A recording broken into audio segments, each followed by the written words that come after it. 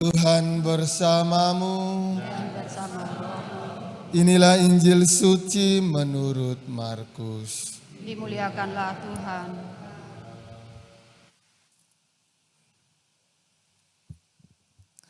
Sekali peristiwa setelah Yesus menyeberang dengan perahu, datanglah orang banyak berbondong-bondong lalu mengerumuni Dia. Ketika Yesus masih berada di tepi danau, maka datanglah seorang kepala rumah ibadat yang bernama Yairus. Ketika melihat Yesus, tersungkurlah Yairus di depan kakinya. Dengan sangat ia memohon kepadanya, "Anakku perempuan sedang sakit hampir mati. Datanglah kiranya dan letakkanlah tanganmu atasnya, supaya ia selamat dan tetap hidup." Lalu pergilah Yesus dengan orang itu. Orang banyak berbondong-bondong mengikuti Dia dan berdesak-desakan di dekatnya. Adalah di situ seorang perempuan yang sudah 12 tahun lamanya menderita pendarahan.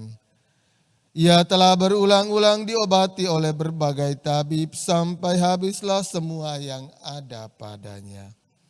Namun sama sekali tidak ada faedahnya, malah sebaliknya keadaannya makin memburuk.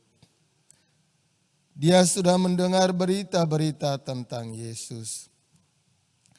Maka di tengah-tengah orang banyak itu, ia mendekati Yesus dari belakang dan menjamah jubahnya. Sebab katanya, "Asal kujamah saja jubahnya, aku akan sembuh."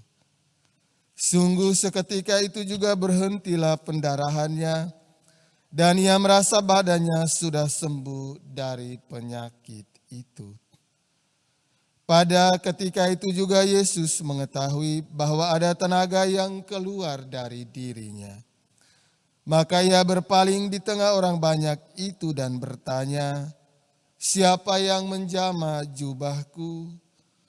Murid-muridnya menjawab, "Engkau melihat bagaimana orang-orang ini berdesak-desakan dekatmu. Bagaimana mungkin engkau bertanya, 'Siapa yang menjamah aku?'" Lalu Yesus memandang sekelilingnya untuk melihat siapa yang telah melakukan hal itu.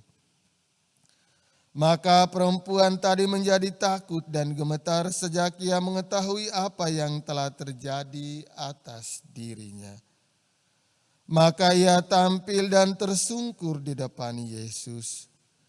Dengan tulus ia memberitahukan segala sesuatu kepada Yesus. Maka kata Yesus kepada perempuan itu, "Hai anakku, imanmu telah menyelamatkan engkau. Pergilah dengan selamat dan sembuhlah dari penyakitmu." Ketika Yesus masih berbicara, datanglah orang dari keluarga kepala rumah ibadat itu dan berkata, "Anakmu sudah mati. Apa perlunya lagi engkau menyusahkan guru?" Tetapi Yesus tidak menghiraukan perkataan mereka dan berkata kepada kepala rumah ibadat, "Jangan takut, percaya saja."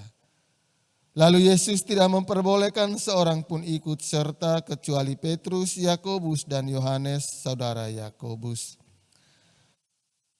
Dan tibalah mereka di rumah kepala rumah ibadat, dan di sana Yesus melihat orang-orang ribut, menangis dan meratap dengan suara nyaring.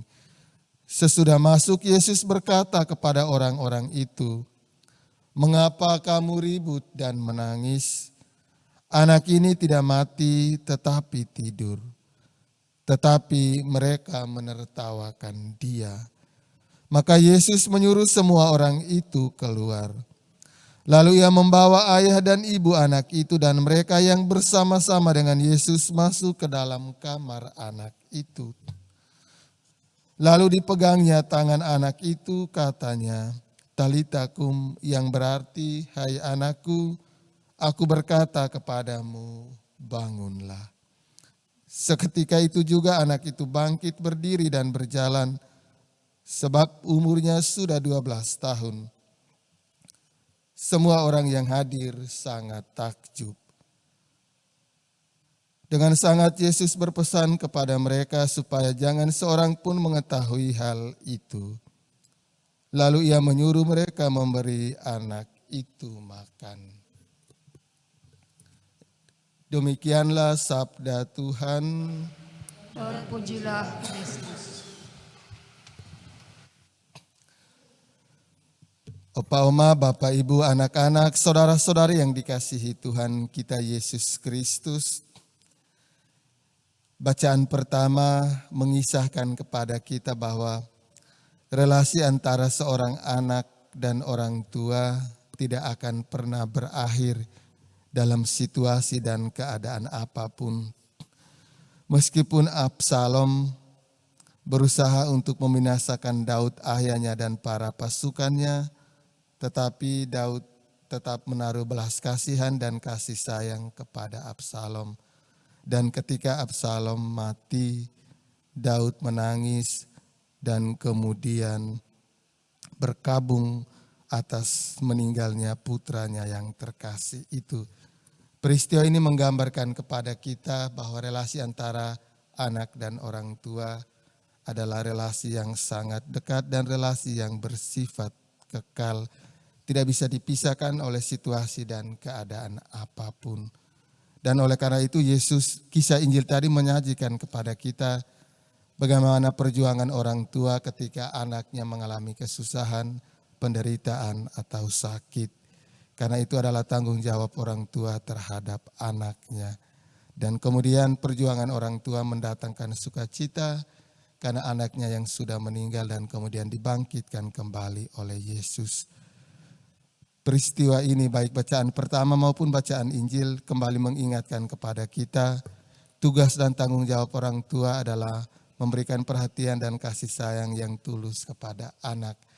Dan tanggung jawab anak adalah mengabdi dan mengasihi orang tuanya dengan sepenuh hati.